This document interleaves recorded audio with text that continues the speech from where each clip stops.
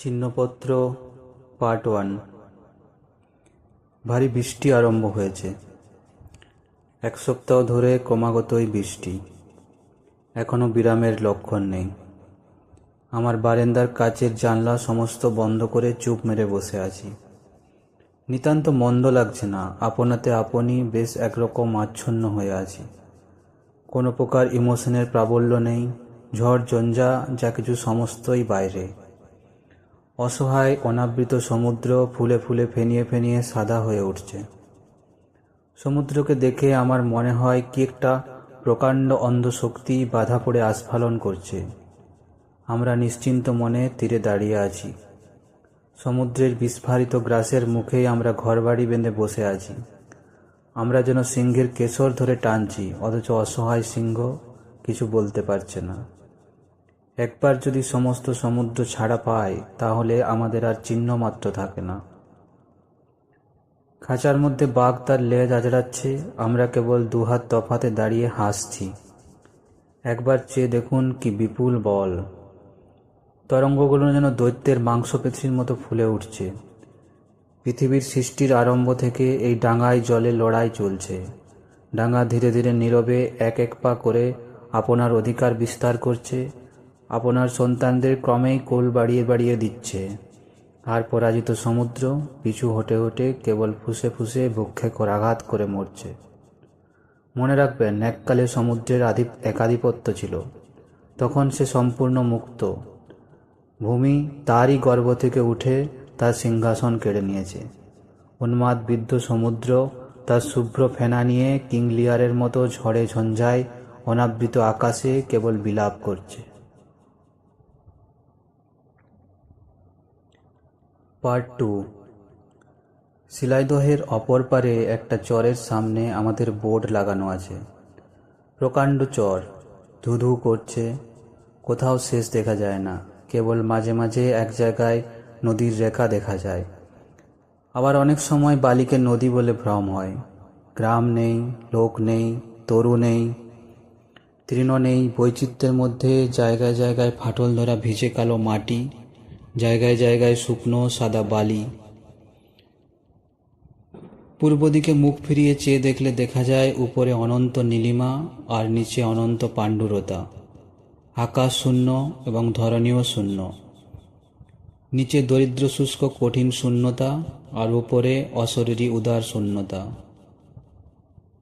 হঠাৎ পশ্চিমে মুখ ফেরা মাত্র দেখা যায় স্রোতহীন ছোট নদীর কোল, ওপারে উঁচু পাড়, গাছপালা, কুটির। সন্ধ্যা সূর্যালোকে আশ্চর্য স্বপ্নের মতো। ঠিক যেন একপারে সৃষ্টি আর একপারে প্রলয়। সন্ধ্যা সূর্যালোক বলার তাৎপর্য এই, সন্ধ্যার সময় আমরা বেড়াতে বেরোই এবং সেই ছবিটাই মনে অঙ্কিত হয়ে আছে। পৃথিবী যে বাস্তবিক কি আশ্চর্য সুন্দরী, তা কলকাতায় থাকলে ভুলে যেতে হয়। এই যে ছোট নদীর ধারে শান্তিময় গাছপালার মধ্যে প্রতিদিন সূর্য অস্ত যাচ্ছে, এবং এই অনন্ত ধূসর নির্জন নিঃশব্দ চরের উপর প্রতি রাত্রে শত সহস্র নক্ষত্রের নিঃশব্দ অভ্যুদয় হচ্ছে। জগৎ সংসারে এ যেন কি এক আশ্চর্য মহৎ ঘটনা, তা এখানে থাকলে তবে বোঝা যায়।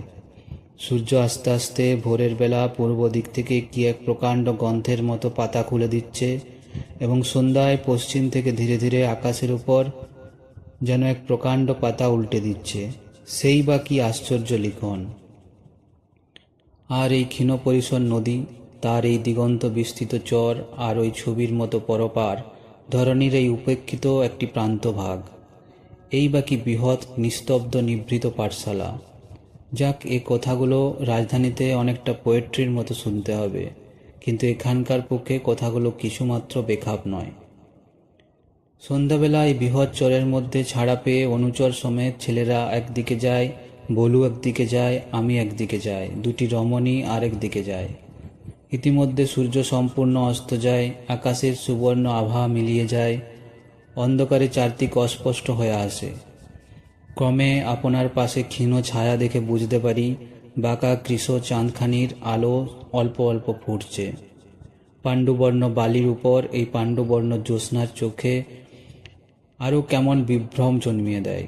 কোথাও বালি, কোথাও জল, কোথাও পৃথিবী, কোথাও আকাশ, নিতান্ত অনুমান করে নিতে হয়। কাজেই সবটা জড়িয়ে ভারী একটা অবাস্তবিক মরীচিকা জগতের মতো বোধ হয়। গতকল্য এই মায়া উপকূলে অনেকক্ষণ ধরে বিচরণ করে বোটে ফিরে গিয়ে দেখি ছেলেরা ছাড়া আমাদের দলের আর কেউই ফিরেনি। আমি একখানি কেদারায় স্থির হয়ে বসলুম। অ্যানিম্যাল ম্যাগনেটিজম নামক একখানা অত্যন্ত ঝাপসা সাবজেক্টের বই একটা বাতির ঝাপসা আলোতে বসে পড়তে আরম্ভ করলুম। কিন্তু কেউ আর ফেরেন না। বইখানাকে খাটের উপর উপুড় করে রেখে বেরোলুম। উপরে উঠে চারদিকে চেয়ে কালো মাথার কোনো চিহ্ন দেখতে পেলুম না।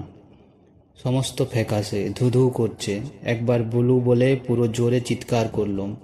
কণ্ঠস্বর হু হু করতে করতে 10 দিক ছুটে গেল, কিন্তু কারো সাড়া পেলুম না।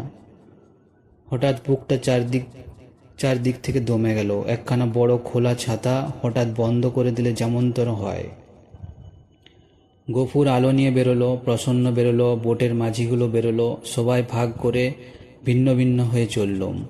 আমি একদিকে বলু বলু করে চিৎকার করছি, প্রসন্ন আরেক দিকে ডাক দিচ্ছে ছোট মা। মাঝে মাঝে শোনা যাচ্ছে মাঝিরা বাবু বাবু করে ফুকরে উঠছে। সেই মরুভূমির মধ্যে নিস্তব্ধ রাত্রে অনেকগুলো আত্মস্বর উঠতে লাগলো। কারো সাড়া শব্দ নেই। গফুর দু একবার অতি দূর থেকে হেঁকে বলল, দেখতে পেয়েছি। তারপরে আবার সংশোধন করে বলল, না না, আমার মানসিক অবস্থাটা একবার কল্পনা করে দেখো।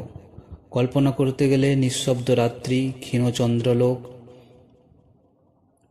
চন্দ্রালোক, নিশ্চর্য নিস্তব্ধ শূন্য চর, দূরে গফুরের চলনশীল একটি লণ্ঠনের আলো, মাঝে মাঝে এক এক দিক থেকে কাতর কণ্ঠের আহ্বান এবং চতুর্দিকে তার উদার প্রতিধ্বনি, মাঝে মাঝে আশার উন্মেষ এবং পর মুহূর্তেই সুগভীর নৈরাশ্য।